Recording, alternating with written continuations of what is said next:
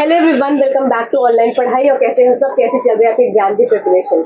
यहाँ पर एनसीईआरटी की एग्जाम्पल सीरीज स्टार्ट हो चुकी है। अगर आपने अभी इस सेशंस को नहीं देखा है तो जाकर देखो। आप किसी भी गवर्नमेंट एग्जाम की तैयारी कर रहे हो तो आपकी एनसीईआरटी एग्जाम्पल से क्वेश्चन डायरेक्ट उठ के आते हैं। ये बुक आपकी एनसीईआरटी कोर बुक से अलग बुक होती है, एनसीईआरटी की ही बुक होती है। तो एनसीईआरटी के एग्जाम्पल्स यहाँ से आपको करने होते हैं। ये एग्जाम्पल सीरीज की खास बात क्या है कि सबसे पहले हम चैप्टर को 10 से 15 मिनट में पूरा रिवाइज करते हैं अच्छी तरीके से। फिर आपको एग्जाम्पल के जितने भी क्वेश्चन होते हैं मैं उसको सॉल्व कराती हूँ। साथ ही साथ लास्ट में हम करते हैं एनसीईआरटी जो हमारी टेक्स्ट बुक है, प्रॉपर जो टेक्स्ट बुक है आपकी, उसके क्वेश्चंस को सॉल्व। तो ये एग्जाम्पल सीरीज आपके लिए बहुत ज़्यादा हेल्पफुल हो जाती है अगर आप एक गवर्नमेंट एग्जाम की प्रिपरेशन कर रहे हैं जहाँ पर कंटेंट से आपसे क्वेश्चन पूछा जाता है। तो इस सीरीज को जरूर देखिए। अभी तक यहाँ पर क्लास 10 एनसीईआरटी साइंस की टेक्स्ट बुक स्टार्ट हो चुकी है, जिसमें कि चैप्टर आपका फर्स्ट और सेकंड जो कि केमिस्ट्री का है, आपका केमिकल इक्वेशन वाला और एसिड एंड बेस सॉल्ट्स वाला, ये कंप्लीट हो चुका है with revision, with example question, with exercise के क्वेश्चन।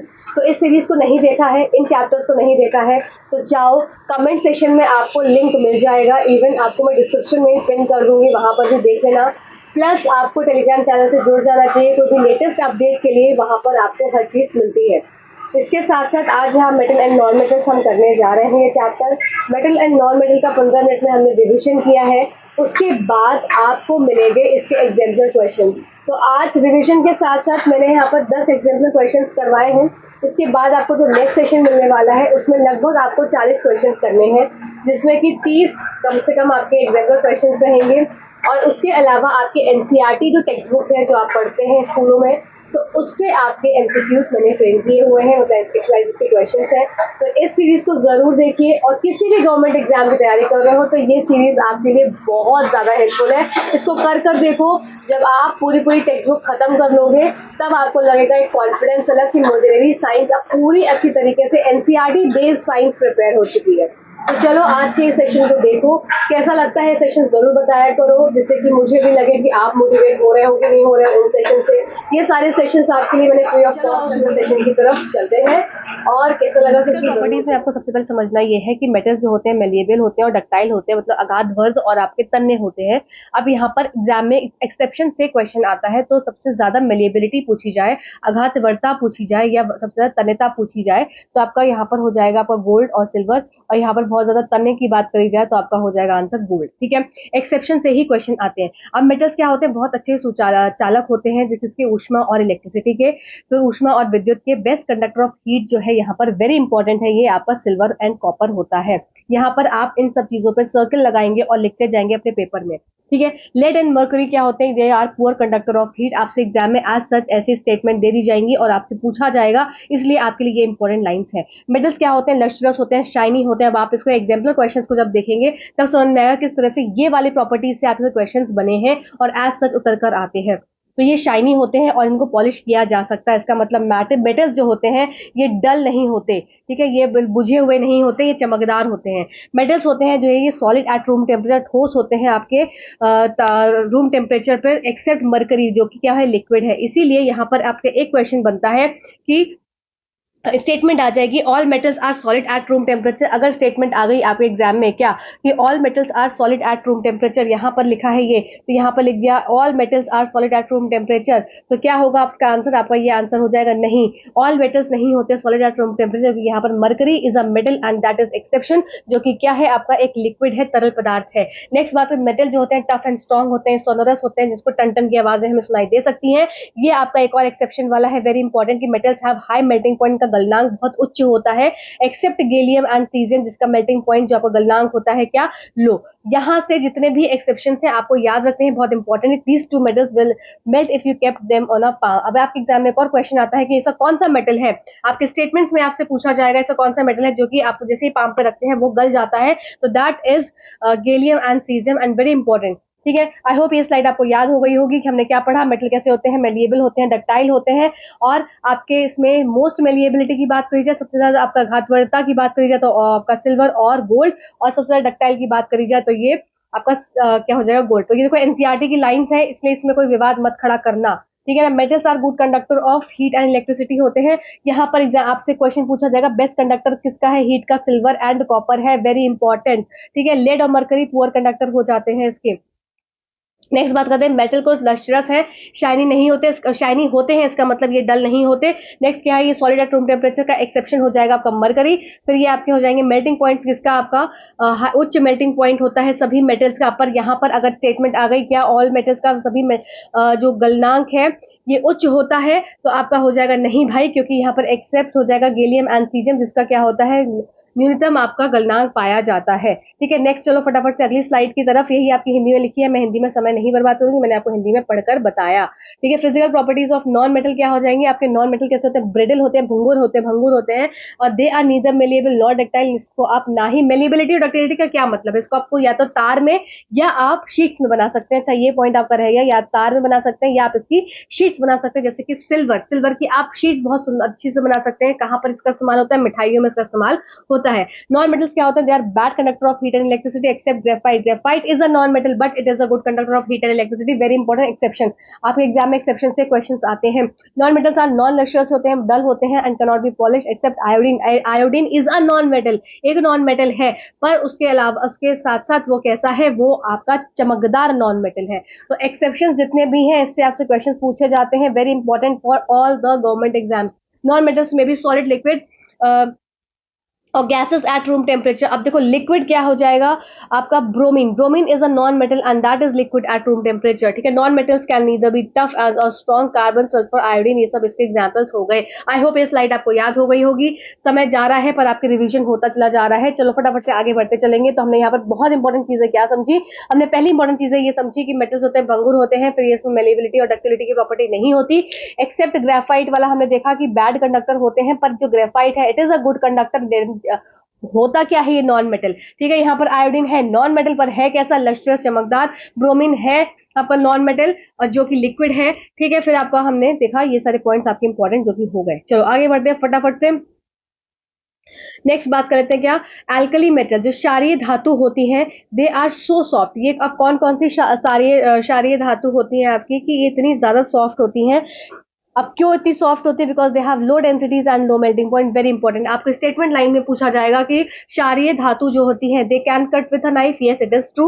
और दूसरा लाइन क्या हो जाता है कि इनकी क्या हाई डेंसिटी या इनका हाई मेल्टिंग पॉइंट होता है, आपका आंसर जाएगा नहीं, क्योंकि इनकी क्या होती है, इनका जो आपका घनत्व होता है वो कम होता है, इनका गलनांक क्या होता है, कम होता है।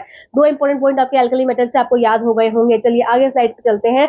नेक्स्ट स्लाइड है आपकी, ये देखो chemical properties of a metal. ये आपको मैं एक ट्री से समझाऊंगी, जिससे कि आपके दिमाग में जितना भी इतना बड़ा जो ये चाहिए लिखा हुआ है इतना बड़ा सा, आपको एक चार्ट में सब चीज याद हो जाएगी। ठीक है, चलो फटाफट से चार्ट की तरफ चलते हैं।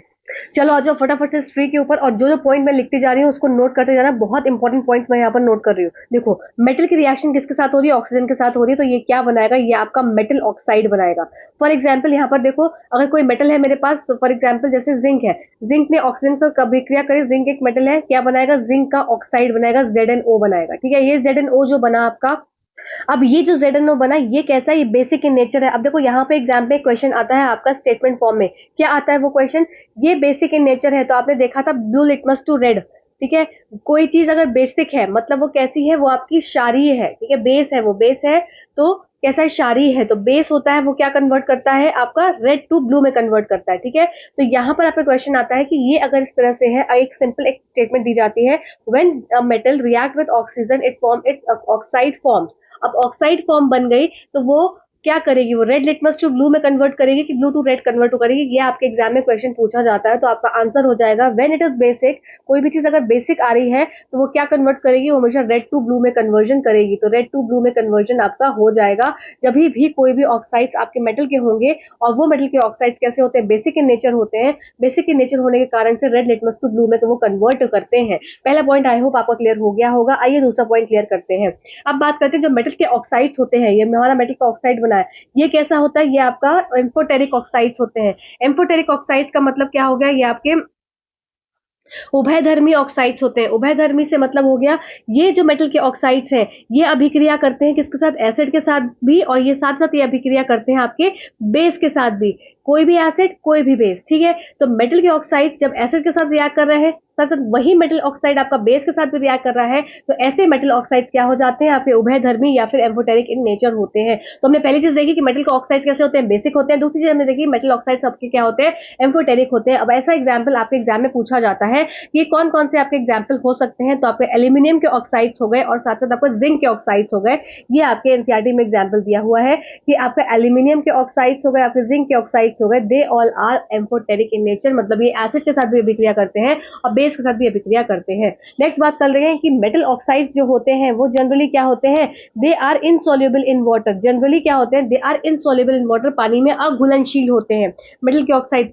बट कुछ जो है वो घुलनशील है, उनको क्या बोलेंगे, वो हमारे एल्कलीज हो जाएंगे। ऐसे मेटल ऑक्साइड्स जो कि घुलनशील है किसमें, आपके पानी के अंदर, वो क्या हो जाएंगे हमारे, ये हमारे एल्कलीज बन जाते हैं। फॉर एग्जाम्पल यहाँ पर आपका हो जाएगा सोडियम के मेटल ऑक्साइड्स, फिर आपके साथ साथ आपका हो जाएगा पोटेशियम के मेटल ऑक्साइड्स।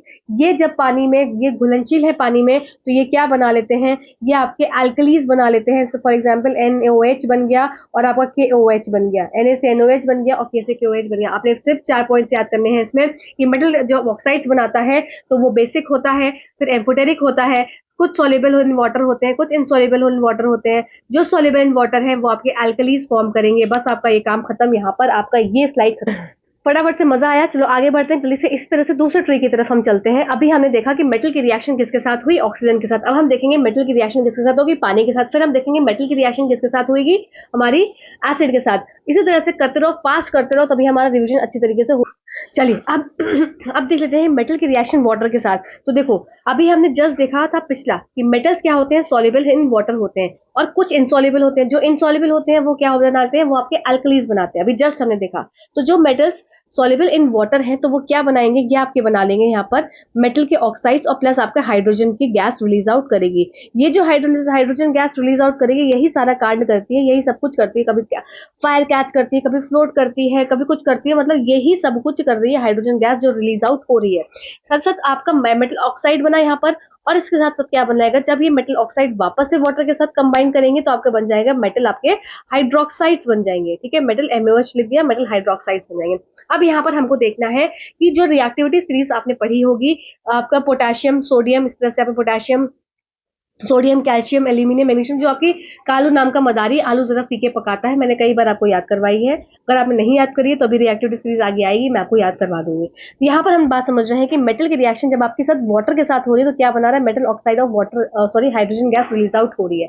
तो उसी कारण से अब जो आपके रिएक्टिविटी सीरीज में, जिसमें सोडियम आपका पोटेशियम, सबसे पहले आपका पोटेशियम होता है, फिर आपका सोडियम होता है, ये आपका कालू हो गया और ये आपका नाम हो गया। इसी तरह से हमारे आगे भी निमोनिक से भी हम आपको चलते चलते बताते चलेंगे।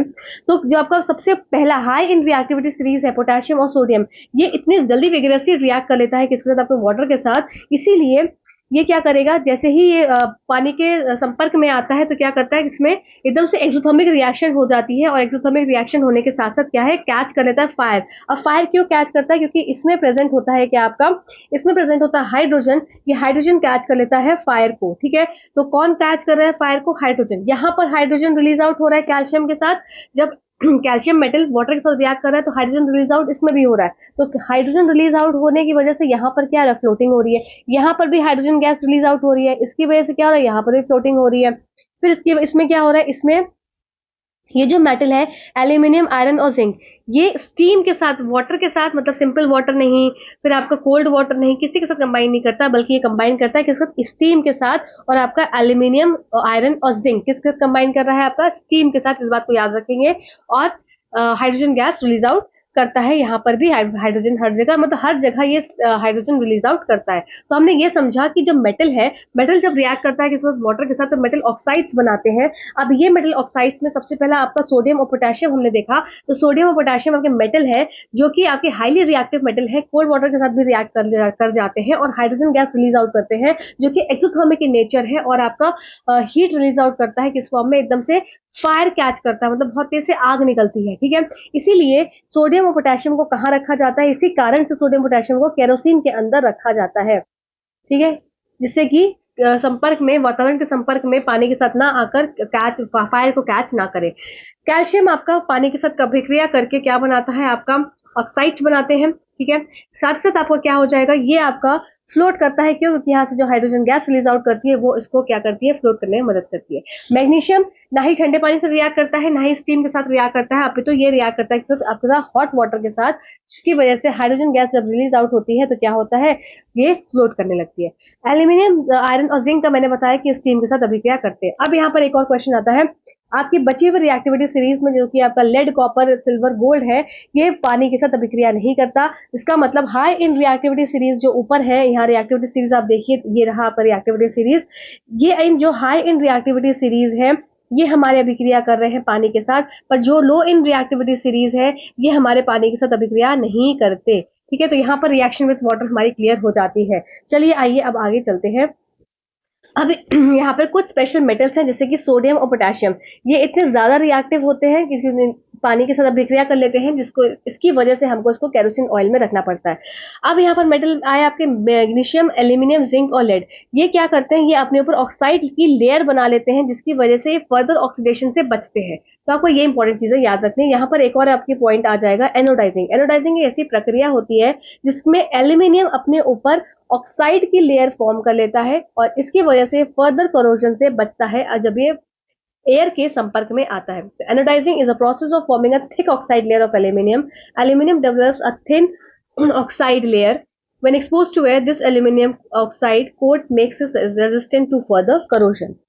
अब हमने क्या चीज अभी तक पढ़ी सिंपल भाषा में, कि सोडियम और पोटेशियम इतने ज्यादा हाईली रिएक्टिव होते हैं कि ये कोल्ड वाटर के साथ भी रिएक्ट कर लेते हैं, इसलिए हमको इसमें क्या करना होता है, हमको इसमें इसको केरोसिन में रखना होता है। और साथ ही साथ इसके बारे में एक और चीज पॉइंट याद किया था कि हाइड्रोजन गैस रिलीज आउट करती है जिसकी वजह से आग निकलती है। कैल्शियम क्या है, कैल्शियम हमारा किसके साथ रिएक्ट करता है, कैल्शियम हमारा पानी के साथ रिएक्ट करके और ये फ्लोट करता है। फ्लोट क्यों करता है, वापस से इसमें हाइड्रोजन गैस रिलीज आउट करती है जिसके कारण से फ्लोट करने लगता है। मैग्नीशियम क्या है, ये आपका हॉट वाटर के साथ रिएक्ट करता है, फिर साथ साथ हाइड्रोजन गैस रिलीज आउट होती है जिसकी वजह से फ्लोट करता है। एल्यूमिनियम, आयरन और जिंक क्या है, ये हमारे स्टीम के साथ रिएक्ट करते हैं। ठीक है, ये सब चीज हमको याद रखनी है। लेड आपका हो गया, फिर कॉपर हो गया, फिर आपका ये सिल्वर हो गया और आपका गोल्ड हो गया, मतलब नीचे वाले ये क्या होते हैं, ये आपकी कोई भी प्रक्रिया नहीं करते हैं। किसके साथ, आपका किसके साथ नहीं करेंगे, मतलब ये ना ही स्टीम के साथ प्रक्रिया करते हैं, ना ही कोल्ड वाटर के साथ, ना ही हॉट वाटर के साथ। इसका मतलब ये वाटर के साथ यहाँ पर इनकी अभिक्रिया वाटर के साथ नहीं होती। अभी तक हमने ये चीज पढ़ी, हमें यहाँ चीजें सारी समझ में आ गई। चलिए अभी यहाँ बात कर रहे हैं कि मेटल की रिएक्शन हमारी किसके साथ हो रही है, एसिड के साथ हो रही है। तो जब मेटल की रिएक्शन आपकी एसिड के साथ होती है तो सॉल्ट और हाइड्रोजन गैस रिलीज आउट होती है। सिंपल, आपको इतना याद रखना है। नेक्स्ट बात करते हैं आपका रॉयल वाटर, ये बहुत इंपॉर्टेंट है, कई बार एग्जाम्स में पूछा गया है कि रॉयल वाटर ये आपका हो जाता है किसके साथ में, 3:1 का रेशियो होता है। और ये जस्ट अ सेकेंड 3:1 का रेशियो जो होता है और ये डिजोल्व कर लेता है किसको, गोल्ड को। ठीक है, 3:1 का रेशियो किस चीज का, आपका ये हाइड्रोक्लोरिक एसिड, वेरी इंपॉर्टेंट, इस टू आपका नाइट्रिक एसिड, आपका HNO3, इसका आपका 3:1 का रेशियो होता है, जिसमें कि HCl का 3 पोर्शन और HNO3 का 1 पोर्शन, ये एक साथ जब मिल जाते हैं तो ये क्या बनाता है, ये आपका एक्वा रिजिया बनाते हैं, इसको रॉयल वाटर के नाम से भी जाना जाता है। और ये किसका, ये डिजोल्व कर लेता है गोल्ड को। Even though either of these, मतलब अगर सिंपल एसिड और सिंपल मतलब HCl या सिंपल HNO3 को डाला जाए तो गोल्ड डिजोल्व नहीं होगा, पर अगर इसको डाला जाए तो गोल्ड क्या है, वो डिजोल्व हो जाता है। ठीक है, that is able to dissolve gold and platinum, इसको ये डिजोल्व करने की क्षमता ये रखता है, इसलिए इसको रॉयल वाटर बोला जाता है। अब बात करते हैं रिएक्टिविटी सीरीज, जो कि हमने पिछले आपको एसिड बेस में पढ़ा था। रिएक्टिविटी सीरीज में सबसे इंपॉर्टेंट आपको क्या बात याद रखनी है कि जो हाईली रिएक्टिव मेटल होता है वो लेस रिएक्टिव मेटल को डिस्प्लेस आउट कर देता है। जैसे कि आपका ये है आपका कॉपर सल्फेट का सॉल्यूशन, ये जस्ट अ सेकेंड, ये आपका है कॉपर सल्फेट का सॉल्यूशन और इसके अंदर प्रेजेंट है आपकी आयरन की नेल। ये हो गई आपकी आयरन की नेल। अब क्योंकि आयरन हाई होता है रिएक्टिविटी सीरीज में किससे, कॉपर से, तो आयरन डिस्प्लेस आउट कर लेगा कॉपर सल्फेट को, तो FeSO4 बना लेता है और कॉपर अकेला रह जाता है। ठीक है, तो अपना सॉल्ट का सोल्यूशन बनाकर। अब यहाँ पर देखो रिएक्टिविटी सीरीज है ये, तो यहाँ से जो मैंने आपको बोला था मैं आपको याद कराऊंगी, तो आप किस तरह से इसको याद रखेंगे। के से हो गया आपका कालू, एन से हो गया नाम, Ca से हो गया का, Mg से हो गया मदारी, Al से हो गया आलू, Zn से हो गया जरा, F से हो गया फीके, Pb से हो गया पकाते, H से हो गया है। ठीक है। कालू नाम का मदारी आलू जरा फीके पकाता है, तो इसका आपको रिएक्टिविटी सीरीज याद हो गई। ऊपर वाले मोस्ट रिएक्टिव होते हैं, नीचे वाला रिएक्टिविटी डिक्रीजेस होती है और ये लीस्ट रिएक्टिव होते हैं। ठीक है। अब आगे हम पढ़ेंगे कि किस तरह से ये जो रिएक्टिव मेटल्स है या ये जो थोड़े से कम रिएक्टिव है मीडियम वाले, और ये जो लीस्ट रिएक्टिव मेटल्स है, इसको किस तरह से हम एक्सट्रैक्ट आउट कर सकते हैं। तो कहीं जो हाईली रिएक्टिव मेटल्स है उसमें अलग प्रोसेस लगता है, जो बीच के होते हैं उसमें आपका कैल्सिनेशन और रोस्टिंग लगता है, और जो नीचे है उनमें अलग लगता है। तो ये 3 प्रोसेस हमको देखने हैं, और जो मेन चीजें हैं वो मैं आपको यहाँ पर बताती चलती हूँ। तो हमारे अर्थ क्रस्ट में कुछ मेटल्स प्रेजेंट होते हैं, तो कुछ जो होते हैं वो फ्री स्टेट में होते हैं, और कुछ जो होते हैं वो आपके कंबाइंड फॉर्म में प्रेजेंट होते हैं। जैसे कि जो metal high in reactivity series है ऊपर वाले, ये कभी भी फ्री स्टेट में नहीं पाए जाते। और साथ साथ जो आपके मीडियम इन रिएक्टिविटी सीरीज होते हैं, ये आपके क्या कार्बोनेट के फॉर्म में और सल्फाइड के फॉर्म में पाए जाते हैं, ओर्स के फॉर्म में। अब इसका फर्दर कैल्सिनेशन और रोस्टिंग हमें करना पड़ता है, तो हमको प्यूरिफाइड मेटल हमको मिलता है। ठीक है। इसी तरह से आपके metal in row reactivity series भी, ये भी आपके सल्फाइड के फॉर्म में पाए जाते हैं। तो ये तरह का आपका एनसीईआरटी में दिया हुआ है। अब एक्सट्रैक्शन हमको देखना है। चलिए आइए मैं आपको फटाफट से एक्सट्रैक्शन इस चार्ट के माध्यम से समझा देती हूँ, और आप उन पॉइंट्स को नोट कर लीजिएगा, आपके लिए सफिशिएंट रहेगा। जैसे सबसे पहली बात करते हैं, top of the reactivity series में आपके ये सब आ जाएंगे, potassium, sodium. Just a second, देखिए ऊपर आपके पोटेशियम से लेके एल्यूमिनियम तक आपके हाई इन रिएक्टिविटी सीरीज है, तो मतलब हाई एचआर लिख दे रही हूँ मैं। फिर आपके जिंक से लेके, फिर आपका जिंक से लेके कॉपर तक आपके हो गए, ये आपके मिडिल वाले हो गए। ठीक है, मिडिल इन रिएक्टिविटी सीरीज, और ये आपके क्या हो गए, लीस्ट रिएक्टिव हो गए। ठीक है। अब यहाँ पर ये पॉइंट्स आपको लिखने के बाद ये समझ में आया कि सबसे जो हाई रिएक्टिविटी सीरीज में है, इनको हम किसकी तरह, किसकी हेल्प से इनको रिड्यूस आउट, मतलब इनको एक्सट्रैक्ट आउट कर सकते हैं, क्योंकि ये कभी भी they never present in free state, ये कभी भी फ्री स्टेट में कभी भी पाए नहीं जाते हैं। तो इसका हम एक्सट्रैक्शन करते हैं इलेक्ट्रोलिटिक प्रोसेस से। ठीक है, इलेक्ट्रोलिसिस होता है जिसमें कैथोड और एनोड की जरूरत पड़ती है, और उसके हेल्प से हम इसका क्या कर सकते हैं, इसका हम एक्सट्रैक्शन कर सकते हैं। जो लो इन रिएक्टिविटी सीरीज है, जैसे कि ये आपके जिंक हो गया, आयरन हो गया, लेड हो गया आपका, ये सब कॉपर हो गए, तो ये क्या होते हैं, ये आपके सल्फाइड्स और कार्बोनेट्स के फॉर्म में पाए जाते हैं, और इनको रिड्यूस आउट करा जाता है। जैसे कि आपका हो गया जिंक सल्फाइड और आपका जिंक कार्बोनेट। ठीक है, तो इनका क्या होता है, इनका आपका कैल्सिनेशन या रोस्टिंग होती है, जो जहां पर आपका कार्बोनेट है वहां पर आपका कैल्सिनेशन हो जाएगा, और जहां पर सल्फाइड है वहां पर आपका रोस्टिंग हो जाएगा। रोस्टिंग होगा, ये आपका एक्सेस ऑफ ऑक्सीजन होगा, और यहाँ पर लेस ऑक्सीजन में इसका रोस्ट कैल्सिनेशन होगा, और ये क्या बनाता है, ये आपका ऑक्साइड फॉर्म बनाता है, मतलब ZnO बन जाएगा, यहाँ पे भी आपका ZnO बन जाएगा। अब ये ऑक्साइड्स फॉर्म है, ये फर्दर रिड्यूस आउट होते हैं with the help of carbon, और क्या बन जाता है हमारा सिंपल एक एटम, मतलब जो मेटल हमको चाहिए वो हमारा एक्सट्रैक्ट आउट हो जाता है। ठीक है, तो इसका मतलब जो मिडिल इन रिएक्टिविटी सीरीज है उसमें क्या इंपॉर्टेंस हो जाती है, उसमें आपका 2 प्रोसेस लगता है, एक आपका रोस्टिंग हो गया और दूसरा आपका हो गया कैल्सिनेशन। ठीक है, रोस्टिंग आपका एक्सेस ऑफ ऑक्सीजन, मतलब यहाँ पर ऑक्सीजन की मात्रा बहुत होती है, और यहाँ पर आपके ऑक्सीजन की मात्रा कम होती है कैल्सिनेशन में। इससे मतलब कि हमारे जो ओर्स हैं वो एक्सट्रैक्ट आउट हो जाते हैं, सिंपल मेटल फ्रॉम ओर्स हमारे एक्सट्रैक्ट आउट हो जाते हैं।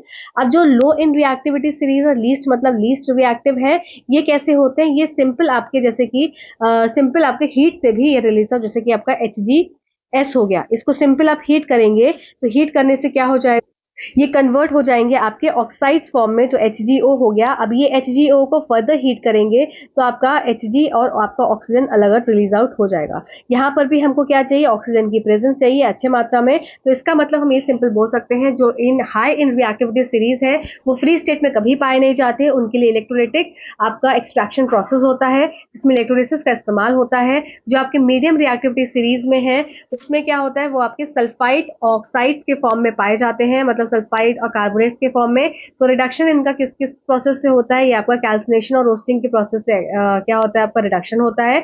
और आपका जिंक, और या मतलब जिंक क्या मतलब जो भी आपका मेटल आप एक्सट्रैक्ट आउट कर रहे हैं वो पर्टिकुलर मेटल आपका एक्सट्रैक्ट आउट हो जाता है। रोस्टिंग रहेगा तो एक्सेस ऑफ ऑक्सीजन, कैल्सिनेशन रहेगा तो लेस ऑक्सीजन। नेक्स्ट बात कर लेते हैं, क्या जो आपके लीस्ट रिएक्टिव होते हैं, तो वो क्या है, वो सिर्फ हीट करने से भी रिड्यूस आउट हो जाते हैं, एक्सट्रैक्ट आउट हो जाते हैं। तो इसका यहाँ पर हमने लास्ट में देखा कि सिंपल हीटिंग करी थी, सिंपल हीटिंग करने से एक्सेस ऑफ ऑक्सीजन में ये ऑक्साइड के फॉर्म में कन्वर्ट हो गया, इसको फिर हीट किया तो फिर ये अपना जो नेटिव इसका जो मेटल है उसमें ये रिलीज आउट हो जाता है। आई होप यहाँ तक आपके पॉइंट्स क्लियर हो गए होंगे। अब कुछ पॉइंट्स हैं जो कि बचे हैं, 5 मिनट में खत्म कर लेंगे।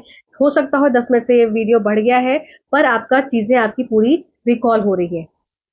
कोरोशन का देखो, कोरोशन में दो चीजें आपको पढ़नी है, एक तो सिल्वर का कोरोशन पढ़ना है और दूसरा आपको कॉपर का कोरोशन पढ़ना है। तो सिंपल आप ये चीज याद रखेंगे कि सिल्वर का कोरोशन जैसे ही पढ़ेंगे तो यहाँ पर रिएक्शन हो जाएगी कि सिल्वर प्रेजेंट होता है तो एटमॉस्फेयर में, वाटर, कार्बन डाइऑक्साइड, ऑक्सीजन किसी के साथ अभिक्रिया नहीं करता, बल्कि सिल्वर अभिक्रिया करता है सल्फर के साथ और क्या बनाता है, सिल्वर सल्फाइड बनाता है। तो जो ब्लैक कलर का आपको देखते हैं आपकी सिल्वर ब्लैकिश कलर की हो गई है, वो ब्लैकिश कलर की क्यों हो जाती है, क्योंकि it is due to the presence of silver present in the air. इसी जगह पर कॉपर की आपने देखी होगी ग्रीन कलर की कोटिंग हो जाती है, तो कॉपर में प्रेजेंट आपका वाटर हो गया, कॉपर में सॉरी वातावरण में प्रेजेंट आपका कार्बन डाइऑक्साइड हो गया, वातावरण में प्रेजेंट आपका ऑक्सीजन हो गया। इसका मतलब कि कॉपर की रिएक्शन आपकी सबके साथ हो जाएगी, और जब सबके साथ ये अभिक्रिया कर लेता है तो इसको ये बोल देते हैं, ये आपकी हो जाती है मॉइस्ट एयर। और ये जब मॉइस्ट एयर के साथ अभिक्रिया करने के बाद ये क्या बनाता है, कॉपर कार्बोनेट बनाता है, और साथ साथ आपका क्या बनाता है, कॉपर का हाइड्रोक्साइड बनाता है। और ये दोनों के बनने की वजह से कलर कैसा हो जाता है, ग्रीन कलर का आपने देखा है, ग्रीन कलर का कोटिंग बन जाती है किसके ऊपर,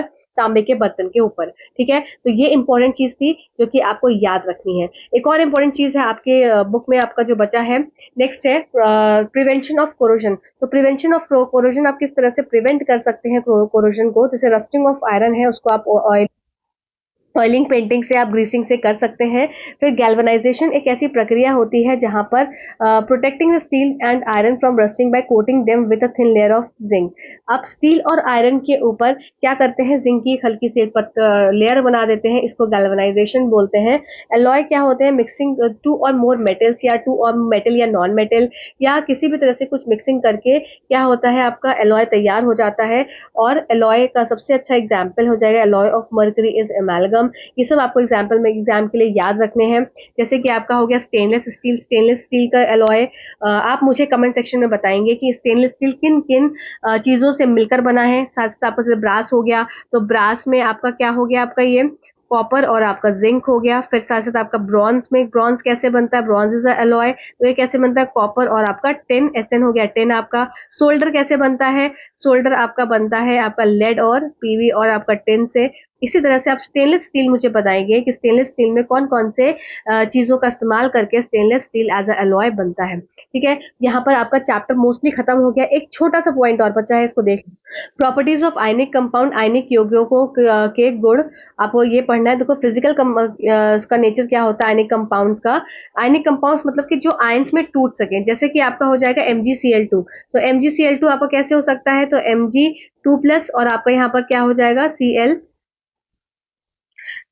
आपका माइनस। ठीक है, तो ये Mg2+ और Cl2- में आपका ये टूट जाएगा। इस तरह से NaCl कैसे टूट जाता है, Na+ और Cl- में। तो इसका मतलब ये कैसे कंपाउंड्स हो गए, ये आयनिक कंपाउंड्स हो गए। आयनिक कंपाउंड्स जो होते हैं they are solid and somewhat hard because of strong force of attraction. अब ये स्ट्रॉन्ग फोर्स ऑफ अट्रैक्शन क्यों है, ठीक है, ये 2 मॉलिक्यूल्स है यहाँ पर Cl2 का। तो देखो क्योंकि यहाँ पर क्या है, पॉजिटिव और नेगेटिव चार्ज है, पॉजिटिव और नेगेटिव चार्ज क्या करेगा, एक दूसरे को अट्रैक्ट करेगा, बहुत स्ट्रांगली अट्रैक्ट करता है। ठीक है, मेल्टिंग पॉइंट इसका क्या होता है, they have high melting point, क्योंकि इसमें क्या है कि इसको ब्रेक करना मुश्किल होता है, क्योंकि इसमें स्ट्रॉन्ग इंटर आयनिक जो अट्रैक्शन है वो होता है। यहाँ पर आपका मजबूत अंतर आयनिक आकर्षण देखने को मिलता है, इनका उच्च गलनांक और उच्च क्वथनांक होता है। ठीक है, इंपॉर्टेंट है। फिर साथ साथ क्या होता है आपका, ये ठोस होते हैं, सकारात्मक और नकारात्मक आयनों के बीच में मजबूत आकर्षण बल के कारण कुछ हद तक ये कठोर होते हैं। ठीक है, अब यहाँ पर सॉल्युबिलिटी की बात करी जाए, इनको आयनिक कंपाउंड्स को इलेक्ट्रोवैलेंट कंपाउंड्स के नाम से भी जाना जाता है। तो ये सॉल्युबल इन वाटर होते हैं और इनसॉल्युबल इन सॉल्वेंट हो गए। फिर ये जब सॉल्युबल है, जब आपके देखो आयनिक कंपाउंड्स अगर आपके ये सॉलिड फॉर्म में है, अगर ये सॉलिड फॉर्म में है तो they will not conduct electricity, वो विद्युत के चालक नहीं होंगे। पर जैसे ही वो क्या हो जाएंगे, ये आयनिक कंपाउंड लिक्विड फॉर्म में कन्वर्ट हो जाएंगे, कैसे, पानी में घुल कर, क्योंकि ये क्या होते हैं, they are soluble in water. तो ये क्या करेंगे, इलेक्ट्रिसिटी को कंडक्ट करेंगे। ठीक है, तो कंडक्शन इलेक्ट्रिसिटी हो गया। और आपका सॉल्युबिलिटी भी हो गया। पानी में एक आयनिक यौगिक में घोल में आयन होते हैं जो घोल में बिजली प्रभावित करने की पर विपरीत इलेक्ट्रॉन्स के चले जाते हैं। ठोस अवस्था में आयनिक यौगिक विद्युत का सुचालन नहीं करते क्योंकि उनमें कठोर संचरण के कारण ठोस में आयनों की गति संभव नहीं होती है, लेकिन आयनिक यौगिक पिघली हुई अवस्था में विद्युत का संचालन करते हैं। ठीक है, तो यहाँ पर आपका ये चैप्टर पूरा खत्म होता है। आपका मेरे ख्याल से 20 मिनट का हो गया ये चैप्टर रिवीजन के लिए, क्योंकि ये चैप्टर्स बड़े हैं और टाइम लगता है रिवीजन में। पूरे पूरे चैप्टर्स हम रिवाइज कर रहे हैं। चलो आप फटाफट से बिना टाइम वेस्ट करें एग्जाम्पल क्वेश्चन की तरफ चलते हैं हम। पहला क्वेश्चन है आपका, चलो, विच of the following property is generally not shown by metals. निम्नलिखित में से कौन सा गुण धातुओं द्वारा समानता प्रदर्शित नहीं किया जा सकता। तो देखो अभी मैंने आपको बताया था और वहां पर मैंने इंगित भी किया था कि ये क्वेश्चन आपका एग्जाम्पल में दिया हुआ है। क्या इलेक्ट्रिकल कंडक्शन, हाँ भाई कंडक्ट करते हैं। सोनोरस होते हैं, हाँ भाई ऐसा भी होता है। डक्टिलिटी होती है, डक्टिलिटी मतलब आपकी तन्यता। डलनेस, क्या मेटल डल होते हैं, नहीं। तो यहाँ पर नॉट पूछा गया है जो कि आपका केवीएस का फेवरेट क्वेश्चन के अंदर आ जाता है, जहां पर नॉट लिखा होता है। तो आपका आंसर हो जाएगा ये आपका आंसर हो गया। अगर सब टिक लग गए तो आपको लग रहा होगा सब टिक वाले आंसर, नहीं भाई, आंसर नंबर सी आपका करेक्ट उत्तर हो जाएगा। नेक्स्ट क्वेश्चन की तरफ चलते हैं। नेक्स्ट क्वेश्चन है, aluminium is used for making cooking, just a second. Aluminium is used for making cooking utensils. Which of the following properties of aluminium are responsible for the same? Good thermal conductivity, good electrical conductivity, ductility, high melting point. तो इसमें क्या आपका correct उत्तर होगा, फटाफट से mark करो। चलिए, तो यहाँ पर क्या हो जाएगा, गुड थर्मल कंडक्टिविटी, हाँ भाई, क्योंकि एल्यूमिनियम क्या इसमें हमको यूटेंसिल्स को बनाने में इस्तेमाल कर रहे हैं, तो हाँ उसमें थर्मल कंडक्टिविटी बहुत अच्छी होनी चाहिए। गुड इलेक्ट्रिकल कंडक्टिविटी नहीं, इसकी जरूरत नहीं है, हमको ऊष्मा का चालक बनाना है। ठीक है, डक्टिलिटी, क्या डक्टिलिटी की जरूरत है, क्या इसको हमें डक्टाइल से मतलब क्या है आपका, और क्या वायर में कन्वर्ट करना है, क्या तन्यता की जरूरत है, नहीं, हमको मेक यूटेंसिल बन रहा है, यूटेंसिल बन रहा है। ठीक है, तो डक्टिलिटी की जरूरत नहीं है। हाई मेल्टिंग पॉइंट, हाँ भाई हाई मेल्टिंग पॉइंट होना चाहिए। अगर इसका मेल्टिंग पॉइंट कम होगा तो ये क्या हो जाएगा, गल जाएगा। तो इसका मतलब आपका ऑप्शन 1 एंड 4 करेक्ट उत्तर हो जाएगा, जो कि आपका ऑप्शन नंबर डी में आंसर है। ठीक है, अच्छा क्वेश्चन था। चलो नेक्स्ट क्वेश्चन की तरफ चलते हैं। नेक्स्ट क्वेश्चन है, which of one of the following metal do not react with cold as well as hot water. अभी जस्ट मैंने आपको ट्री में समझाया था कि कोल्ड और हॉट वाटर में कौन कौन से रिएक्ट करते हैं, कौन से नहीं रिएक्ट करते हैं। चलो और देखते हैं किसको किसको कितना याद है। चलो बताओ फटाफट से। तो देखो यहाँ पर अगर मैं सोडियम की बात करूँ तो सोडियम किसके साथ रिएक्ट करता था, कोल्ड वाटर के साथ रिएक्ट करके ये हाइड्रोजन गैस रिलीज आउट करता था, जो कि फायर को कॉज करती थी। कैल्शियम किसके साथ रिएक्ट करता था, कैल्शियम मतलब कुछ ऐसा उसमें दिया नहीं है एनसीईआरटी में कि किस वाटर के साथ रिएक्ट करेगा, तो हम उसको सिंपल वाटर समझ लेंगे, मतलब कि उसमें कोल्ड और हॉट मतलब कोई ऐसा तो वाटर का नाम दिया ही नहीं है, तो उसको छोड़ दो। ठीक है, नेक्स्ट देखते हैं मैग्नीशियम। तो मैग्नीशियम आपका किसके साथ रिएक्ट करता था, मैग्नीशियम आपका हॉट वाटर के साथ रिएक्ट करता था और हाइड्रोजन गैस रिलीज आउट होती थी, जिसकी वजह से वो क्या करता था, फ्लोट करता था। नेक्स्ट बात करते हैं आयरन। हमने लास्ट वाला देखा था कि आयरन के साथ हमारा क्या क्या था, आयरन के साथ उन्होंने दिया था एल्यूमिनियम भी दिया था, फिर आपका जिंक भी दिया था। ये तीनों किसके साथ कंबाइन कर रहे थे, ये तीनों कंबाइन कर रहे थे किसके साथ, स्टीम के साथ। और क्या कर रहे थे, बस सिंगल कंबाइन कर जा रहे थे। तो यहाँ पर क्वेश्चन दिया है which do not react with hot water as well as cold water, तो आपका हो जाएगा answer iron. Iron is the your answer. ठीक है, आ गए आप आंसर पे। चलो नेक्स्ट क्वेश्चन की तरफ चलते हैं। नेक्स्ट क्वेश्चन है, which of the following oxides of iron would be obtain on prolong reaction of iron with steam. अब आयरन की बहुत देर तक रिएक्शन कराई, ठीक है, आयरन की बहुत देर तक रिएक्शन कराई वाटर जिसके जो है कि आपका स्टीम का, तो वो क्या चीज बनेगी ये पूछा गया है। तो यहाँ पर ये रिएक्शन हो जाएगी आपकी Fe2O3 के साथ, तो ये भी नहीं होगा। Fe2O4 के साथ हो जाएगा आपका reaction, sorry Fe2O4 Fe3O4 sorry Fe3O4 Fe2O3 नहीं बनेगा, तो आपका Fe3O4 ये आपका आंसर हो जाएगा। ठीक है, चलो नेक्स्ट क्वेश्चन की तरफ चलते हैं। नेक्स्ट क्वेश्चन है आपका, what happens when calcium is treated with water. अब देखो कैल्शियम की ट्रीटमेंट हो रही है किसके साथ, वाटर के साथ। तो अभी मैं जस्ट हमने बहुत सारी रिएक्शंस देखी थी किसके साथ, कैल्शियम। कैल्शियम किसके साथ रिएक्ट करता है आपका, वाटर के साथ, और वाटर के साथ रिएक्ट करके क्या करता है, कैल्शियम फ्लोट होने लगता है।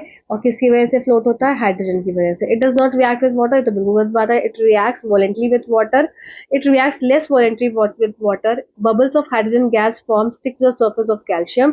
तो क्या होगा इसमें आंसर आपका, जस्ट तो जस्ट आपके एनसीईआरटी में लिखा हुआ है कि calcium reacts with water less violently, मतलब बहुत तेज नहीं रिएक्ट करता, तो बहुत तेज रिएक्शन नहीं करता। ये आपका सोडियम और पोटेशियम करता है, तो it reacts with less violently with water, यह पानी के साथ कम हिंसक रूप से प्रतिक्रिया करता है। और इसके जो बबल्स रिलीज आउट होते हैं, और जो बबल्स रिलीज आउट होने के जो हाइड्रोजन गैस के जो बबल्स निकलते हैं, वो क्या करते हैं, स्टिक कर देते हैं सरफेस से, और जिसकी वजह से क्या है, कैल्शियम फ्लोट करने लगता है। तो 3 and 4 is your correct option, जो कि आपका आंसर नंबर डी करेक्ट उत्तर हो जाएगा। ठीक है, देखो किस तरह से क्वेश्चन पूछे। क्वेश्चन नंबर 7 पे चलते हैं। क्वेश्चन नंबर 7 आपका अच्छा क्वेश्चन है, और ये आपके एनसीईआरटी का एक कॉलम है जो कि मैंने छोड़ दिया था, उस वहीं से क्वेश्चन है, तो उसको समझ लेंगे पहले। सबसे पहले देखो क्वेश्चन क्या बोल रहा है कि generally metal react with acid to give salt and hydrogen gas. Generally हमने देखा भी था कि मेटल की रिएक्शन अगर एक एसिड के साथ किया जाता है तो क्या बन जाता है, आपका सॉल्ट बनता है और आपका हाइड्रोजन गैस रिलीज आउट होती है। बट इसमें क्या है, which of the following acids, कौन सा ऐसे एसिड है जो कि हाइड्रोजन गैस नहीं देता ऑन रिएक्टेंट विद मेटल। अब यहाँ पर एक मेटल है और यहाँ पर एसिड है। अब ये रिएक्शन तो क्या कर रहा है, पर हाइड्रोजन गैस रिलीज आउट नहीं कर रहा है। ऐसा कौन सा एसिड है, यही हमको खोजना है। तो देखो यहाँ पर क्या हो जाएगा आपका, कि आपके एनसीईआरटी में कॉलम दिया हुआ है कि जो HNO3 है, HNO3 एक एसिड है और ये रिएक्ट करता है जब मेटल के साथ, तो यहाँ पर आपका हाइड्रोजन गैस रिलीज आउट नहीं होता। क्यों नहीं होता, क्योंकि HNO3 क्या है, ये आपका स्ट्रॉन्ग ऑक्सीडाइजिंग एजेंट है। What is it, it is strong oxidising agent. इस स्ट्रॉन्ग होने की वजह से ये हाइड्रोजन गैस को रिलीज आउट नहीं करता, तो हाइड्रोजन गैस इवॉल्व नहीं होती है। ठीक है, और ये हाइड्रोजन को ऑक्सीडाइज कर देता है, जिसकी वजह से क्या बन जाता है, वाटर बन जाता है, और खुद रिड्यूस होकर आपका N2O या NO बना देता है। ठीक है, इसके साथ साथ आपका यहाँ पर जो कुछ एक्सेप्शन लिखा है, एक्सेप्ट मैग्नीज एंड मैग्नीशियम। तो जो मैग्नीज और मैग्नीशियम है, ये रिएक्ट कर लेते हैं किसके साथ, ये आपके डाइल्यूट आपका HNO3 के साथ रिएक्ट करके क्या बनाते हैं, हाइड्रोजन गैस रिलीज आउट करते हैं। इसलिए यहाँ पर एक्सेप्शन आपको क्वेश्चन में ही दे दिया गया है। आई होप आपको पॉइंट क्लियर हुआ होगा। वापस से समझो क्या मैंने बोला, कि जो आपके एसिड्स होते हैं वो किसके साथ कंबाइन करके, मेटल के साथ कंबाइन करके, और ये क्या बनाते हैं, ये आपके सॉल्ट बनाते हैं, और प्लस आपका ये H2 गैस रिलीज आउट होता है। पर यहाँ पर एक और बात है कि आपको ऐसा एसिड बताना है जिसमें एसिड मेटल के साथ तो कंबाइन करेगा पर हाइड्रोजन रिलीज आउट नहीं करेगा। मतलब ये मेटल के साथ तो हमारा एसिड ए हमारा कंबाइन कर रहा है, पर हाइड्रोजन रिलीज आउट नहीं कर रहा है। तो ऐसा एसिड कौन सा हो जाएगा, ये हमारा HNO3 नाइट्रिक एसिड हो जाएगा। अब नाइट्रिक एसिड मेटल के साथ कंबाइन करके हाइड्रोजन गैस रिलीज आउट नहीं करता। क्यों नहीं करता, क्योंकि ये एक क्या है, स्ट्रॉन्ग ऑक्सीडाइजिंग एजेंट है, स्ट्रॉन्ग। अब यहाँ पर एक और बात आ जाती है कि मेटल के साथ जो आपका मेटल अगर मैंगनीज है या फिर आपका मैग्नीशियम है, इसके साथ आपका HNO3 कंबाइन करता है और H2 गैस रिलीज आउट करता है। तो यहाँ पर कौन सा HNO3 आ गया, ये आपका HNO3 आ गया डाइल्यूट फॉर्म में। ठीक है, ये आपका यहाँ पर क्वेश्चन था जो कि एनसीईआरटी कॉलम था, मैंने आप पूरा समझा दिया। आई होप आपको क्लियर हो गया होगा। तो नेक्स्ट क्वेश्चन की तरफ चलते हैं। नेक्स्ट क्वेश्चन है, composition of aqua is. Aqua का कंपोजिशन कई बार एग्जाम से पूछा गया है। तो HCl इस टू आपका क्या हो जाता है, सीधा सीधा ये आपका HCl इस टू आपका HNO3 हो जाता है। HCl का आपका 3 पार्ट और ये इसका 1 पार्ट, तो 3:1 में HCl और HNO3 ऑप्शन नंबर 1 करेक्ट उत्तर हो जाएगा। ठीक है, अच्छा ये एक और चीज आपको याद रखनी है कि कंसंट्रेटेड, दोनों कंसंट्रेटेड होने चाहिए। ठीक है, एक चीज और याद रखनी है, तो ऑप्शन नंबर ए नहीं होगा, दोनों कंसंट्रेटेड होने चाहिए, HCl और HNO3। ठीक है, दोनों कंसंट्रेटेड फॉर्म में है, इस चीज को भी नोट कर लेंगे जहां पर भी आप नोट्स बना रहे होंगे, कि दोनों का मिक्सचर होता है कंसंट्रेटेड हाइड्रोक्लोरिक एसिड और कंसंट्रेटेड नाइट्रिक एसिड का 3:1 के रेशियो में। इसको रॉयल वाटर के नाम से भी जाना जाता है। Which of the following are not ionic compounds, कौन से आयनिक कंपाउंड्स नहीं है, इसका मतलब कौन सा आपका आयनिक फॉर्म में नहीं टूटेगा, प्लस और नेगेटिव फॉर्म में नहीं टूटेगा, ये आपसे पूछा गया। चलिए तो सबसे पहली बात करें KCl, तो आपका K plus, just a second, ये आपका K प्लस और आपका Cl माइनस आयंस में टूट जाएगा, तो इसका मतलब ये तो आयनिक कंपाउंड है। HCl को देखा जाए तो HCl में आपका H के पास 1 इलेक्ट्रॉन और क्लोरीन के पास आपका 1 2 3 4 5 6 और 7, तो ये अपना ऑक्टेट पूरा करने के लिए क्या करेगा, अपने साथ शेयरिंग करेगा। ठीक है, ये शेयरिंग करेगा, ट्रांसफर ऑफ इलेक्ट्रॉन्स नहीं करेगा। आयनिक कंपाउंड्स क्या होते हैं आपके, आयनिक कंपाउंड्स में आपके ट्रांसफर ऑफ इलेक्ट्रॉन्स होते हैं। जैसे कि अगर मैं आपसे बात करूं NaCl का, तो NaCl में कैसे हो जाएगा, Na प्लस और Cl माइनस। मतलब अगर मैं सिंपल इसको तोड़ के दिखाऊं आपको आयनिक फॉर्म में, तो ये आपका हो जाएगा Na का इलेक्ट्रॉनिक कॉन्फ़िगरेशन हो जाएगा 281 और क्लोरीन का हो जाएगा 2 8 और 7। तो इसके हिसाब से यहाँ पर क्या हो जाएगा, एक एक्स्ट्रा इलेक्ट्रॉन है, उसके पास एक कम है, तो ये एक अपना एक इसको ट्रांसफर कर देगा। ठीक है, तो किस तरह से करेगा, Na यहाँ पर पॉइंट और आपका यहाँ पर Cl में क्या हो जाएगा 1 2 3 4 5 6 7। तो ये क्या करेगा, ये एक अपना इसको दे देगा। तो Na प्लस जो देगा रहा है वो प्लस हो जाएगा और जो ले रहा है वो माइनस हो जाएगा। तो NaCl भी ये क्या हो गया आपका Na प्लस और Cl माइनस हो गया। और CCl4 क्या हो गया आपका इस तरीके से, क्लोरीन क्लोरीन क्लोरीन क्लोरीन। तो यहाँ पर क्या हो गया, ये आपका कोवलेंट कंपाउंड हो गया एक तरह से। तो ये क्या है, यहाँ पर एक और ये एक, यहाँ पर एक ये एक, यहाँ पर एक ये एक, यहाँ पर एक ये एक। तो ये क्या करेगा इसके साथ, ये इस तरह से शेयरिंग कर लेगा। ठीक है, तो ये भी आपका ये नहीं हुआ।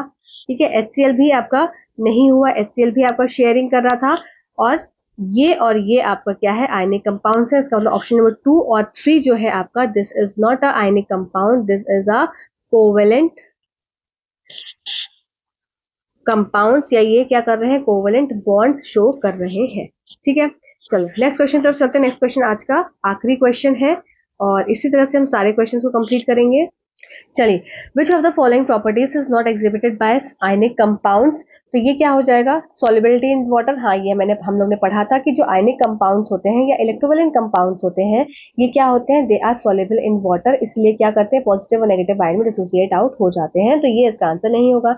Electrical conductivity in solid state, नहीं भाई, सॉलिड स्टेट में रहेगा तो ये इलेक्ट्रिकल कंडक्टिविटी नहीं कर पाएगा। इसके लिए इसको कौन से स्टेट में होना होगा, लिक्विड स्टेट में होना होगा। तो ये नॉट वाला पूछा है, तो यही हमारा लगता है आंसर है। आगे देख लेते हैं, high melting and boiling point. हाँ, सही बात है, क्योंकि इसमें पॉजिटिव और नेगेटिव चार्ज होते हैं, तो ये इसमें क्या है, हाईली जो फोर्स ऑफ अट्रैक्शन है ज्यादा होता है, इसकी वजह से इसका melting and highly boiling point उच्च होता है, उच्च गलनांक और उच्च क्वथनांक होता है। इलेक्ट्रिकल कंडक्टिविटी इन मोल्टेन स्टेट, जब ये लिक्विड फॉर्म में होता है तो इलेक्ट्रिसिटी को कंडक्ट करता है। तो ये तो इसकी प्रॉपर्टीज होती है, पर जो ऑप्शन नंबर बी है ये इसकी प्रॉपर्टी नहीं होती।